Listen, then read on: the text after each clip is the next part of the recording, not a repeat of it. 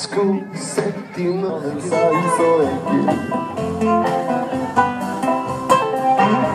Og syns du jeg frekk, det sikkert.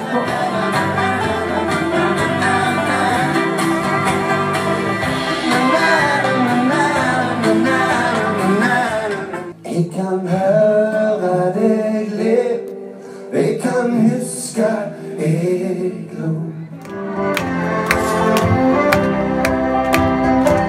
Det finns en frid i kjøresiv, i hver antydning av et liv. Det står en lyd fra fugletrekk som sier alt skal falle vekk.